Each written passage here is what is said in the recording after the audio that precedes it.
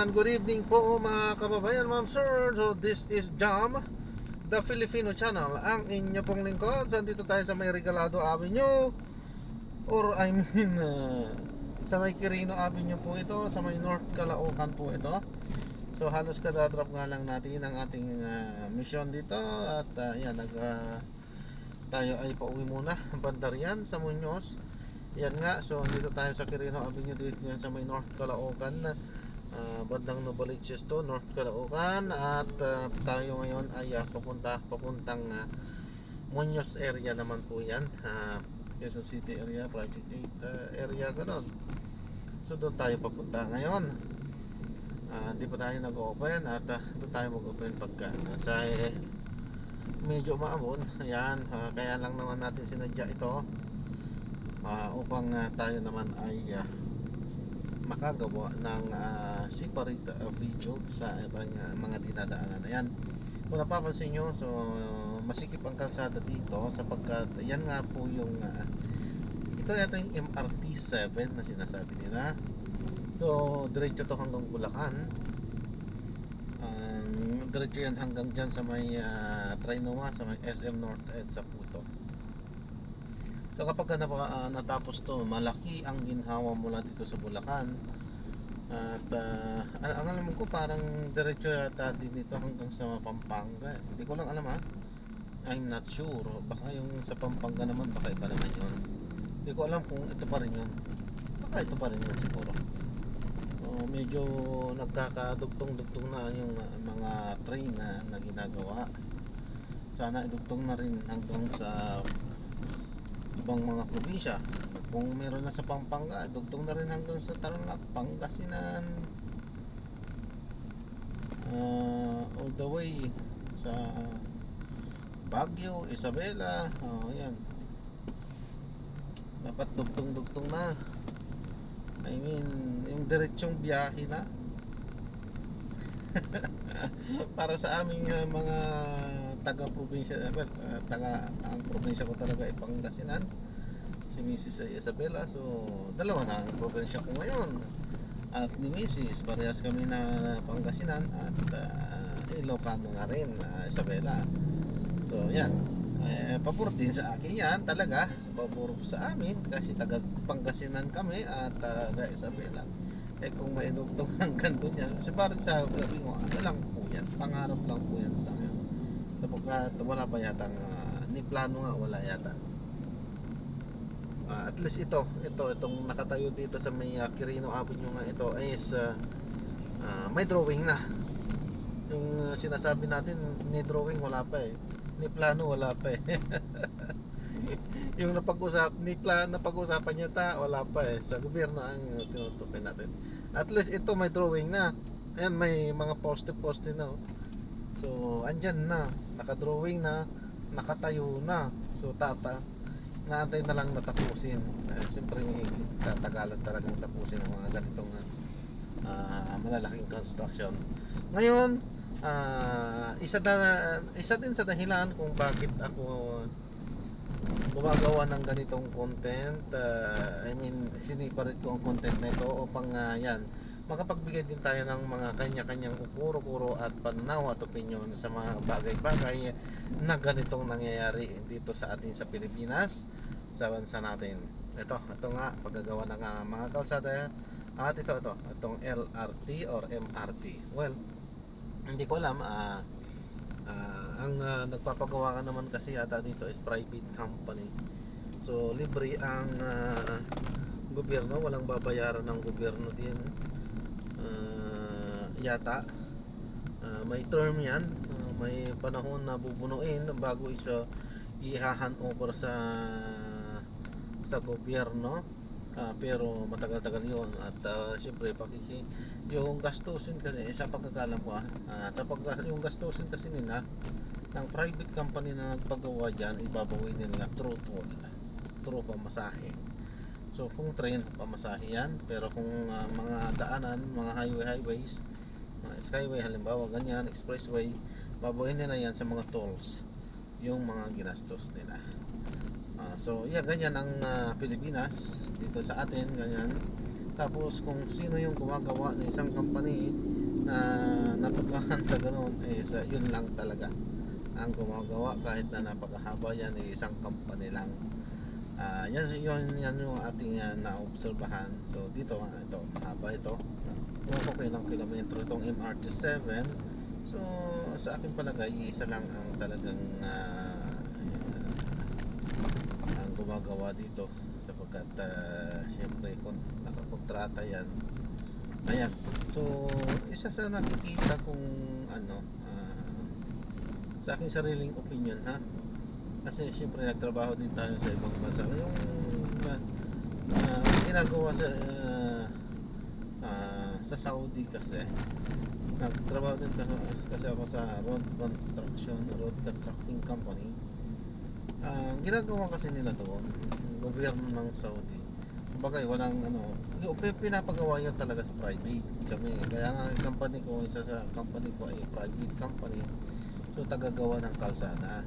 Ngayon, isa sa nakikita kong magandang ginagawa ng Saudi, kasi yun, talagang binabayaran nila ang private company. Pagka natapos ng gawin, naubor agad-agad yan sa gobyerno. So yun, wala, kasi binabayaran na, siyempre mayaman talaga ang government ng Saudi.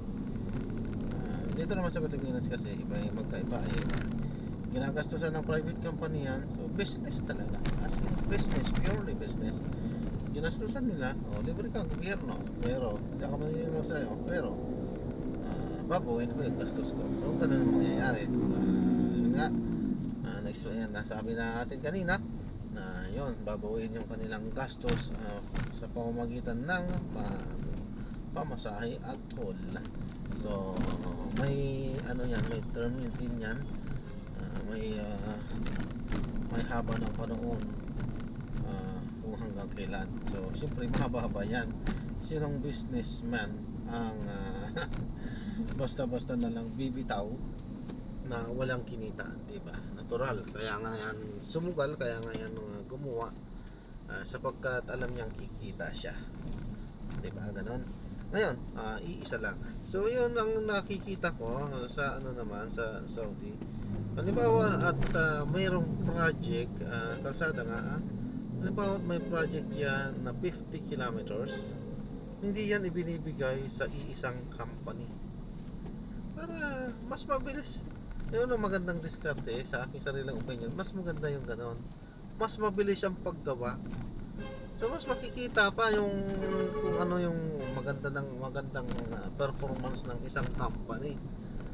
Kasi syempre kapag ka nagbibigay ka lang ng isang halimbawa 50 kilometers pinagawa mo so isang company, so wala ka na magagawa doon. Hindi mo na maobserbahan yung iba pang company, di ba? Kung ano yung kalidad kaya ng gawa nila, di ba? Isa pa, mas mabilis. Kasi kung binigay mo lang sa isang company yan, mas mabagal kasi isang company lang siya so mas mabagal. Unlike kapag hinati-hati mo yan sa maraming company, so magpapabilisan pa nga yan ang gawa yan. So mas mabilis. 2,000 siguro, baka sa isa, 2 hanggang 5 taon kayang tapusin yung 50 kilometers kung binigay mo yan sa maraming company.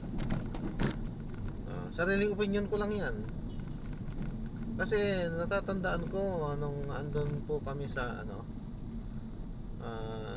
sa Saudi nga, at mayroong kontratang 50 kilometers yata yun. So naghati lang, ginawa lang 2 company namin, saka yung isa pa. Pero sa ibang mga project is talagang hinati, maraming company yan. Ewan ko, mayroon yata 5 kilometers lang, so marami maghati-hati yun. So mas mabilis yung gawa. Kasi nga syempre bukod sa syempre sa magpapasikatan talaga yan para mapansin ng magandang gawa nito. So sa susunod sa atin ipabor yung although may bidding naman yan, Pero alam naman na natin yung bidding minsan formality na lang ay mahirap magsalita ng patapo at ano ay hindi ayos lang ayos yun talagang ginagawa talaga din yun at wala tayong kaalam-alam dyan hindi mali yung salita kong formality ito talagang ano yun hindi maganda yung salita ko yun so nadulas lang ako doon at wala yun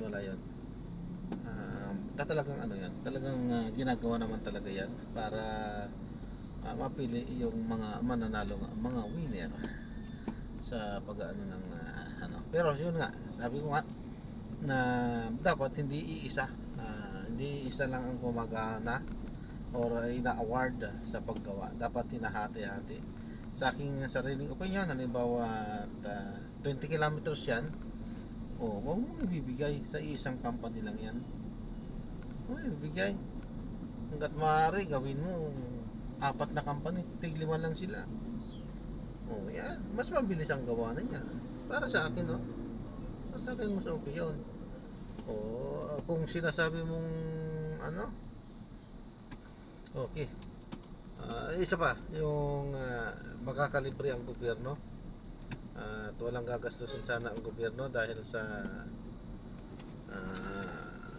si private company na ang gagastos pero may katapat may ano yan kung sana ang ginawa ng gobyerno kasi kaya naman ng gobyerno kahit trilyon kaya bayaran ng isang company kung sana ang ginawa ng isang gobyerno tulad ng ginawa nga ng Saudi ginagawa hindi yan ng so kapag ka natapos yan babayaran yung private company so yan kasi ang ginawa sana ng gobyerno papagawa ng bawa yan MRT, LRT kalsada, yung mga highway bayaran diba? Bayaran, cash kaya-kaya ng gobyerno kaya-kaya yan huwag anuhin na makakalibre ka nakalibre ka, totoo pero ano ba talaga yung maganda pa talaga yan siyempre maganda yun para sa kanila siyempre mga matatalino sila pinag-isipang mabutihan pero sa akin sa aking sariling opinion mas sa bagay kumikita din ng gobyerno through tax dahil sa mga nalilikom na mga tolls may tax yan sa mga pumasahe may tax yan so andyan yun talagang kita pa rin talaga ng gobyerno automatic yan pero kapag halimbawa at sa ang gobyerno na halimbawa tapos yan pinagawa nga sa private company at hindi na parang paggawa lang talaga tapos pinagawa halimbawa sa highway na lang skyway or highway so sino ba ang nagpapatakbo ng at naniningil ng toll yung private company sila yung kumikita unlike kapag gobyerno yan pinagawa yan so gobyerno lahat ng kita ay mapupunta sa gobyerno yung mismong toll napupunta sa pondo ng gobyerno siyempre pinaka ibang departamento yan yung kinikita ng toll na yun magkakaroon din naman ng tax yun so another kita pa rin ng gobyerno so napunta lahat ng gobyerno mas kumita ang gobyerno di ba at hindi lang yon hindi lang sa iisang panahon kundi tuloy-tuloy na yon so may kita ng gobyerno di ba mas maganda sana yon mas kikita ang gobyerno mas may pagkukuhanan ng gobyerno mababawi ng gobyerno lahat ng mga ginamit niya ng mga nagastos niya sa pagpapagawa hindi ba? Sa sarili kong opinion mas okay yun kasi yung private company na gumawa dyan bakit matagal na nagpapatol siyempre binabawa niya daw yung gastos yun gastos lang ba ang babawin siyempre natural business yan siyempre hindi basta-bastang gastos lang kasama na kasi talaga ng tubo siyempre magtutubo yan business yan alam na naman natin yan natural yun siyempre kung ang ginawa sana ng gobyerno kung pinagawa lang yan at kaya naman talagang gobyerno na magbayad dyan kaya mayaman ang gobyerno di ang gobyerno sana ang magpapatakbo di mas kumita sa mga maikling panahon or sa mga nakatakdang panahon mababawi yung gastos sa pagpapagawa noon di ba iniisip siguro ng karamihan na baka kapag gano'n ang ginawa eh baka yung mga makokolekta ng gobyerno doon is hindi rin naman mapupunta siguro sa kaban ng gobyerno, kundi mapupunta sa bulsa ng ilang taong mamamahala. Well, another story na yon, ibang usapin na yon. Basta ang sinasabi ko lang ay mas magandang ideya yung gano'n ang gobyerno magpapatakbo. Well, yung sa corruption naman, ibang usapin na yon. Eh, iba na yon. So hindi na tayo magbibigay ng ating opinion doon. At yun. Wala tayong kaalam-alam dyan. Pero para sa akin, ano lang, opinion ko din lang, kayang-kayang iwasan yun basta transparent ang kita. Hindi agad-agad yan mananakaw ng kahit sinong individual.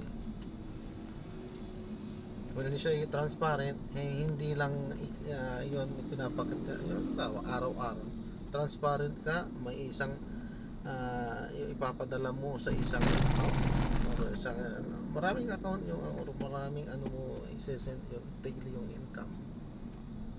So, tapos i-inventory yan monthly. So, malayong mangyayari yan na may makukurapang dyan kung talagang may daily inventory. At hindi lang sa isang agency yan ibinabato, kundi maraming agency.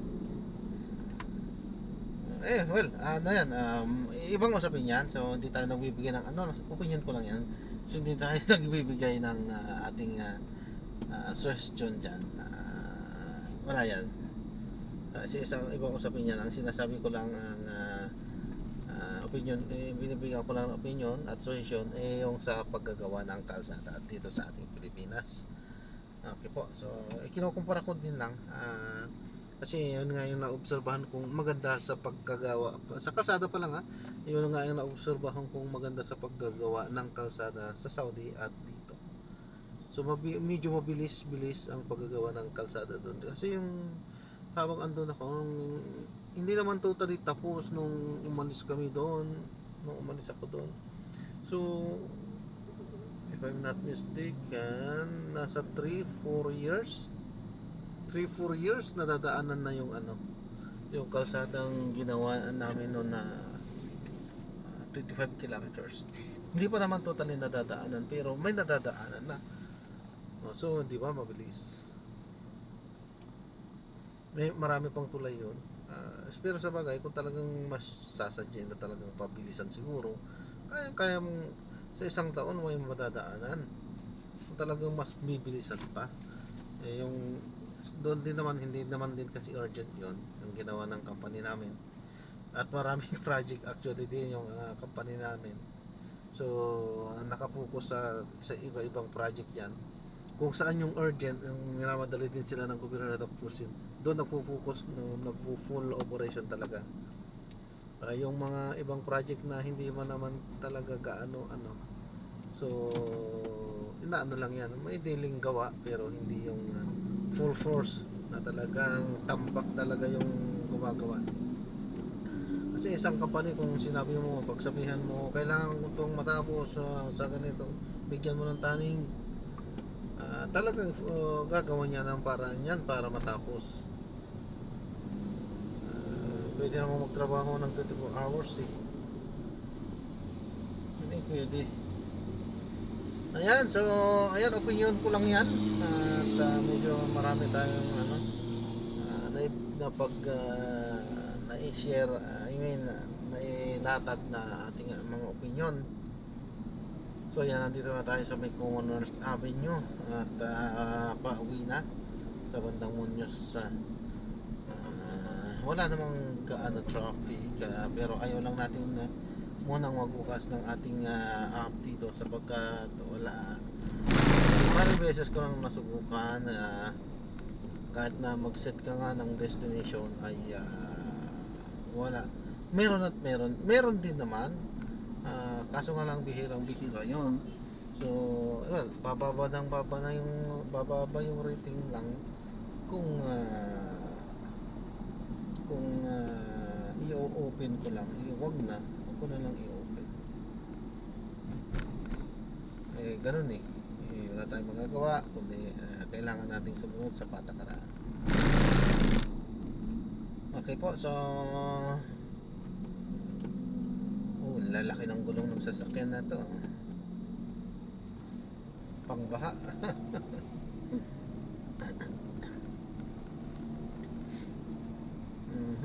So walang traffic, ewan lang banda ron, pero wala naman. Actually hindi na tayo nag ano. So kabisado na kasi natin to pag uwi, I mean, kaya hindi natin tayo, kasi diretsuhan lang naman to, kaya hindi na nga tayo gumamit ng Waze. Well, sa mga liko-likong daan at hindi ko talaga din kabisado, sigurado ako lagi kapag umuwi ako.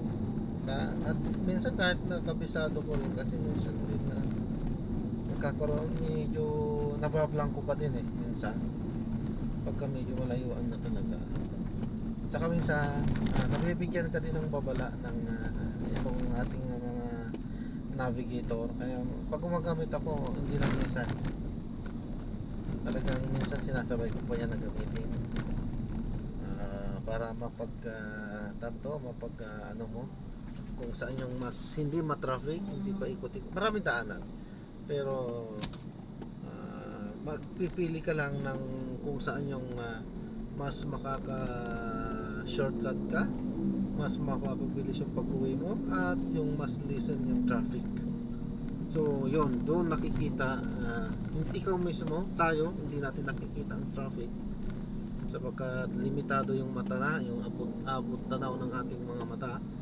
Subalit yung ating mga turo ay kita yan, alam yan, sapagkat gumagamit yan ng radar ng satellite. So kita yan. So yun, ginagawa nating basis yan, ginagawa nating pinaka mata natin yan, kung saan natin nakikita yung mga traffic. So minsan talaga kahit alam na natin, gagamit pa rin tayo para alam nating iwasan yung traffic, tulad nito, traffic. Pero wala na tayong choice sapagkat ito na yung pinakamabilis. Ano lang yan, traffic light lang yan dyan. So ito na yung pinakamabilis na uwian kumpara kung nanggagaling tayo dito sa may North Caloocan. Dito lang talaga sa Commonwealth. Kung papuntang Muñoz, mas mabilis dun sana sa Quirino, mas malapit dun. Kaso yun lang, mas pipiliin ko ang Commonwealth sa dun sa Quirino, traffic dun. Alam ng karamihang nagtatravel yan dyan. Iniiwasan ko rin. Mas malayo tong dito sa may Commonwealth, pero mas mabilis. Kung ganitong gabi, hapon,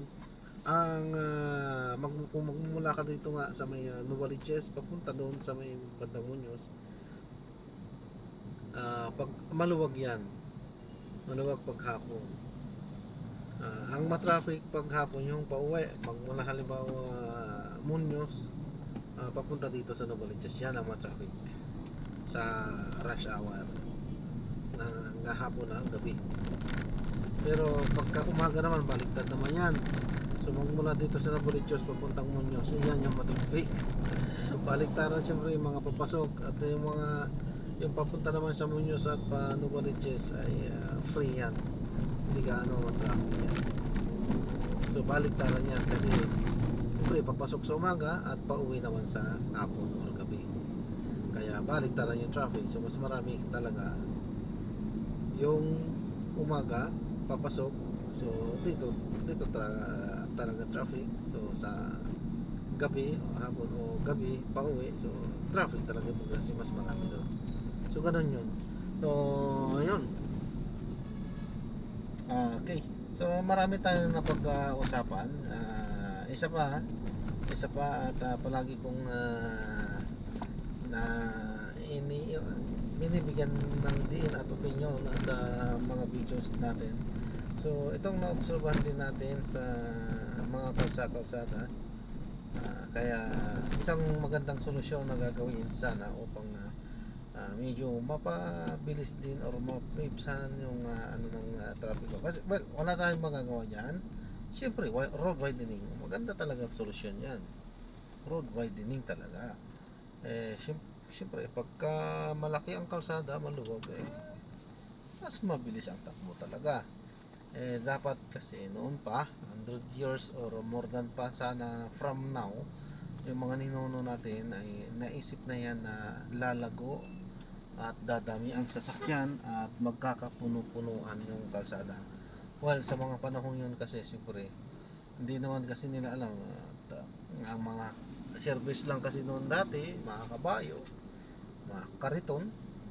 So, hindi umabot sa kanilang kaisipan siguro na magkakaroon ng ganitong mga sasakyan. Sa akin palagay, hindi umabot sa kanilang kaisipan na magkakaroon ng ganitong karaming sasakyan na tulad ng nangyari sa henerasyon natin ngayon.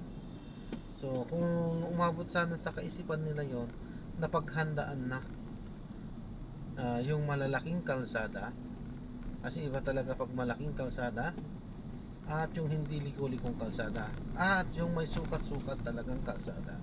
I mean, naka-align na kalsada.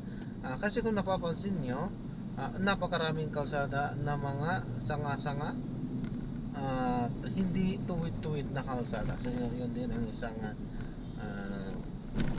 pagsusukat sa mga sukat-sukat ng lupa, mga sukat-sukat sa kalsada at mga tayuan ng mga bahay ay hindi yan hindi straight.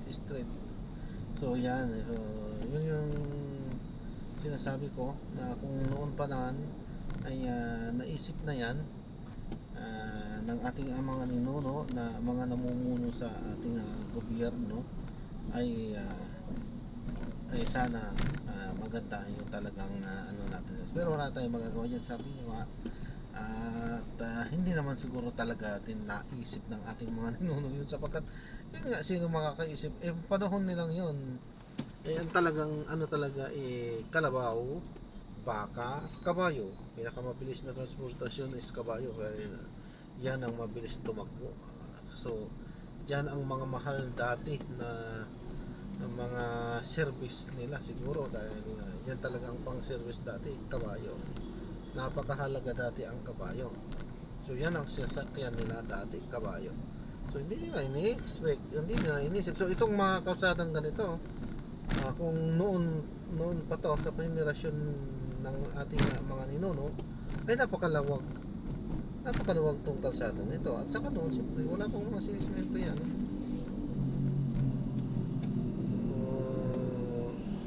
Napakaluwag to kung mga kabakabayo lang naman din ang iyong padadaanin. So yun nga, hindi na umabot sa kanilang kaisipan. So wala tayong magagawa doon, dahil sino ba naman, kahit naman siguro tayong andito ngayon, kung tayo ay nabuhay doon at hindi pa natin nakita itong ganitong mga traffic at maraming sasakyan, hindi naman din siguro natin maiisip na pagdating ng araw magkakaroon ng maraming sasakyan. Hindi naman siguro natin maiisip yun, di ba? Sino mga puro mga kariton lang, kalesa, kabayo yung yung mga service dati. Siyempre wala talaga makakaisip din talaga siguro. Kahit ako siguro sa akin palagay nga, wala siguro talaga. Kaya nga hindi talaga Ngayon, andyan na tayo. So andyan na yan. So para sa aking sariling opinion at pananaw, ang magandang solusyon na gagawin dyan, ano lang to, sa sariling opinion ko lang, pananaw lang naman, sa mga kalsada, most especially po sa lahat ng mga pangunahing kalsada, mga malalaki, mga salubungan, mga nagba-bottleneck na sinasabi nila, ang gawin ng dapat dyan ay sa lahat ng intersection is doon obligado, kung kaya pa, mag-widening sa lahat ng intersection upang palakihin yung kalsada doon. At talaga, kasi gagawin yan ng tulay. So kailangan, kung kaya pang mag-widening, maganda. Pero kung talagang hindi na, dahil andyan na yung mga gusali, no choice na, talagang tulay lang yan. At yan, kasi nga, sabi ko nga, ang talagang nagpapatraffic dyan ay dahil sa kapag ka sa mga crossing nga, sa mga crossing kasi hindi naman lahat yan tumatakbo eh, di ba? Hindi yan tumatakbo. Pag tumakbo dito sa isang way, sa isang lugar, yung sa kabila hinto yun, di ba? Hinto talaga yon kasi tumatakbo sila dito. Kasi magbabanggaan sila kung hindi hihinto yun sa kabila. So kapag umistop dito, maggugo naman sa kabila, hindi ba? So bigayan. So stop dito, go doon. Go doon, stop dito. Stop dito, go doon. Stop doon, mag-go dito. So ganun 'yon. So kapag ganun, so ganun talaga bigayan. So ganun talaga yung mangyayari. At hindi tuloy-tuloy yung agos, di ba? Nagigets niyo yung ibig sabihin. Pagka ganun kasi hindi talaga tuloy-tuloy yung agos kasi mag-i-stop at mag-i-stop talaga. Pag stop niya, go sa kabila. Hindi pa naman naubos yung sasakyan, kailangan niya na rin mag-stop doon sa kabila sapagkat dito napunuan na rin, so kailangan mag-go na rin dito. Hanggang sa nag-go na dito, nabutan pa rin ng stop, hindi pa rin naubos yung sasakyan, mag-go din ulit na sa kabila. Kasi kailangan na rin mag-go sa kabila kaya mag-stop, di ba? So sa ngayong pamamaraan, so hindi nag-free flow, so hindi nagtutuloy-tuloy yung agos ng sasakyan. So maipon at maipon talaga yan, di ba? So ang pinaka-the-best dyan, yung aagos lang yung sasakyan na tuloy-tuloy both side. So walang hihinto sa kanilang dalawa. Dito sa kadoon, parehas na umaagos yan, walang hinto, walang hintuan. At para magawa yon, kailangan talaga ng tulay. Tulay ang pinaka-solusyon dyan. Well, pwede yung circle kung konti lang ang sasakyan. Kung konti lang ang sasakyan, pwede yan ang circle. Bigayan yan, maganda ang ikutan yan. Pero kapag marami na po talaga yung sasakyan, wala na pong bigayan yan. Wala na. Sa mga katulad kong lagi sa kalsada, alam na nila na yan. Alam nila yung tinutukoy ko. Kasi ang isang driver, ang isang namamayahe, o sabihin mo na talaga mahabang pasensya mo, pero andyan ka pa rin na kapag ka naipit ka para sa napakatitinding mga trapiko at siyempre gusto mo rin makauwi at sisingit ka rin paminsan-minsan at minsan talaga hindi ka rin magbibigay kasi pagkat kung nagbigay ka rin siyempre halimbawa pinagbigyan mo dun sa kabila minto ka, matagal yon bago ka makasingit ulit. At minsan talaga nagtutuloy-tuloy hanggat hindi mo yan isingit, hindi sila hihinto. Legit yan. Alam yan ng mga commuter, alam yan ng mga driver, alam yan ng lagi sa kalsada. Hindi yan hihinto hanggat hindi mo yan siningitan. So yun doon mga nagkakaroon na talaga ng wala nang bigayan. Kapag siyempre ang sa bawat isang side ay gustong makauwi na yan, gustong makaarangkada, ganun din sa isang side. So parehas yan. So kailangan talaga ng enforcer pagka ganun. Sa mga circle, sinasabi ko. So hindi advisable po ang circle kapag matindi na po yung dami ng sasakyan. Pag paunti-unti lang, maganda yan, magandang ikot yan. So pinakamaganda ay tulay talaga para free flow. Maganda yung agos ng sasakyan. Hindi naman na kailangan na siguro ng malaki-laking budget pagkat sa mga lang naman. So ayan, pinaka magandang solusyon lang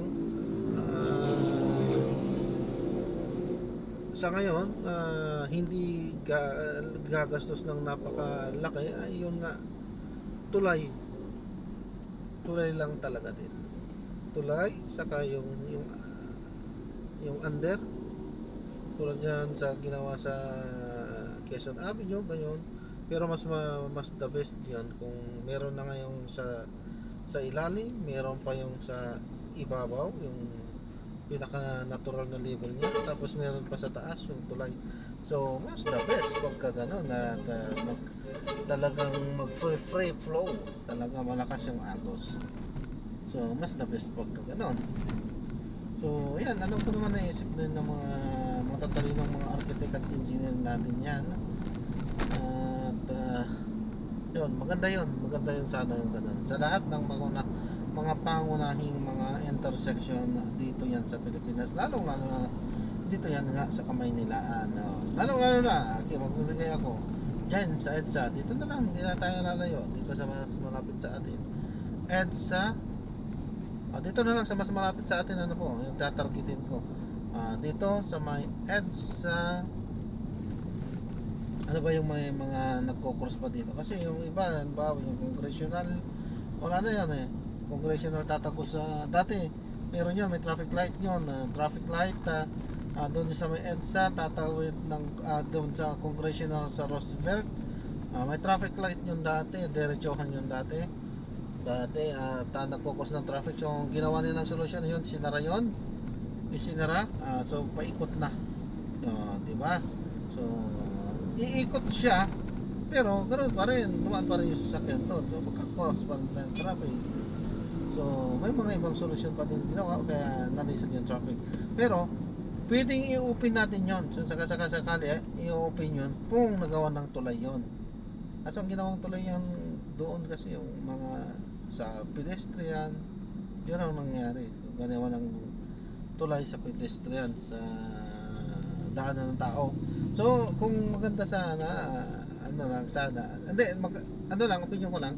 So yun nga, sinasampol ko lang na kung tulay, kung ginawa ng tulay yon, mag-free yung agos ng sasakyan. Halimbawa yung agos pa-cross from Congressional Avenue to doon nga sa may Roosevelt, magko-cross, nakatulay. Halimbawa yung EDSA, sige, yun na yun, EDSA, diretsuhan yung EDSA. So yun, yung magpo-cross from Congressional to Roosevelt, yun nakatulay, elevated siya. So free flow, dire-diretso yung flow. Ngayon, yung magagaling ng ng Congressional, bubutas ng EDSA papuntang monumento, walang problema kasi right, always na nakakadaan din naman yan pa right. Okay, so walang problema doon.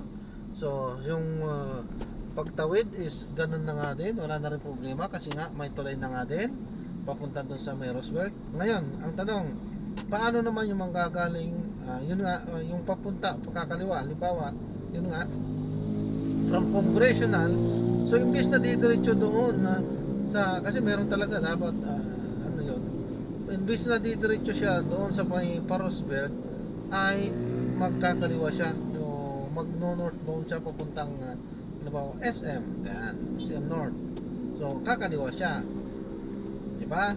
So yun, so magkakaroon din ng panibagong ano yan, so maganda, tulay din pabutas doon papunta sa direction ng Pamuños pa SM. O di ba? So tuloy-tuloy yung agos. So ganun din sa vice versa, doon din nanggagaling sa doon din nanggagaling sa may sana to, sa may Roosevelt, pabutas din doon sa padiretso doon sa Congressional, ganun din. So may pakaliwaan, may pakananan din. Ganun din naman sa EDSA. Ang EDSA, halimbawa galing ka ng EDSA, galing ka ng SM nga, papunta ka ng monumento at magkakanan ka papuntang Congressional, ay walang problema kasi pakanan yon. Ngayon, what if gusto din niyang kumaliwa papunta doon sa may Roosevelt? So yun, dapat yan, may sarili din yun na tulay pabutas din doon sa may Roosevelt. Diba? So lahat free flow yan. So yan dapat yung i-design. Kaya i-design yan ng mga architect natin, mga engineers natin. Kaya yan, magagaling sila. So yan pinaka the best dyan. Talagang free flow lahat yan. Wala, mababawasan talaga yung traffic. Kahit sa aking sariling pananaw at opinion, kahit gaano yan karaming sasakyan, pag ganyan ang magiging plano or magiging design, ay talagang magkakaroon na siguro ng pagbagal, pero hindi hihinto yan, dire-diretso ang agos niyan kahit gaano karami yan. Basta wag lang hinto, walang hinto. Minsan nagko-cause ng traffic din ay mga pampasahero, jeepney, bus, taxi, lahat-lahat kasi hihinto.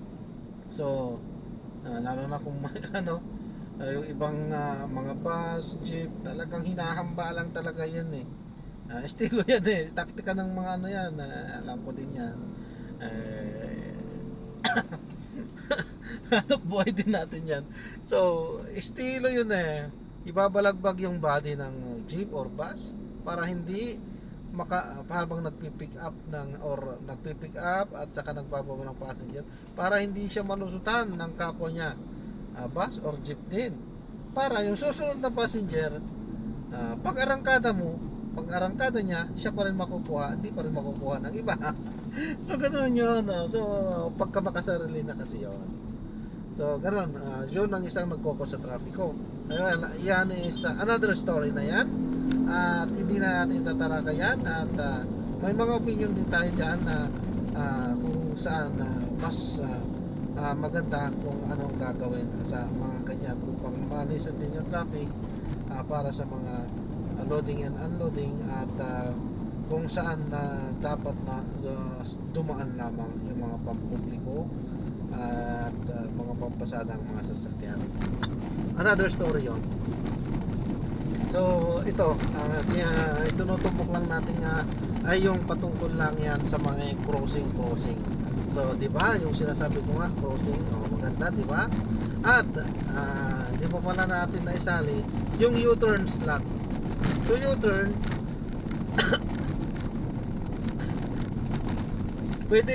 pwede rin naman na kahit na wala pang U-turn doon, kasi ang U-turn din na is napakahalaga.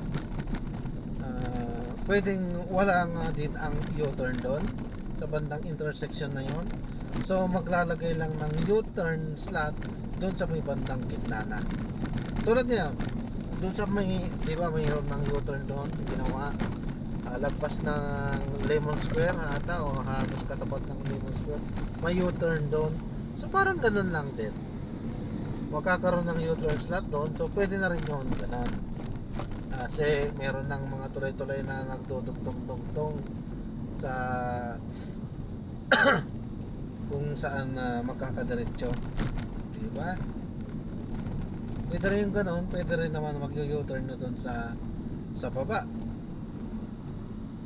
yung bago ka tumawid, di ba? Meron naman yun, tulad nyan sa doon sa may Roosevelt, bago tumawid ng EDSA, kung napapansin nyo, pwedeng mag-U-turn doon. Kung halimbawa Roosevelt nga, andun ka sa may bandang Muñoz at babalik ka pa Manila or pa Quezon Ave, pwedeng mag U-turn doon. So ganun, pwede din, pwede yon lahat pagka ganun na yung magiging design natin sa ating lahat ng mga intersection.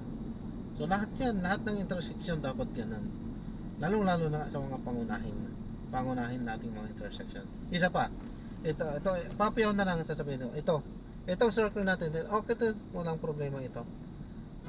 Kaso nga lang, kung napapansin ng mga commuter, yung mga laging mga nakaka-experience talaga dito talaga yung pagka may po dito, pagka rush hour is hindi na rin nakakayanan, talagang traffic din dito.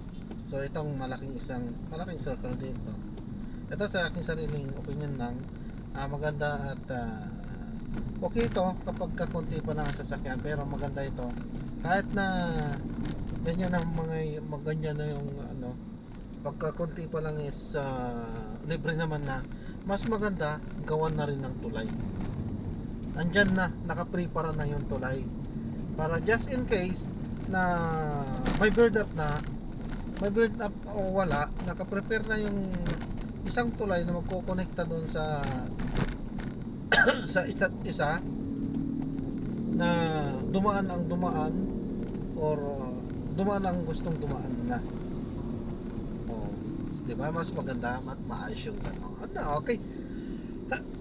So ayan, uuwi na rin tayo. Minsan na medyo napahaba yung ating kwentuhan. So, ayan, sariling opinion ko lang po yan. Ano po? So, ayan, andito na tayo sa may circle. Ayan.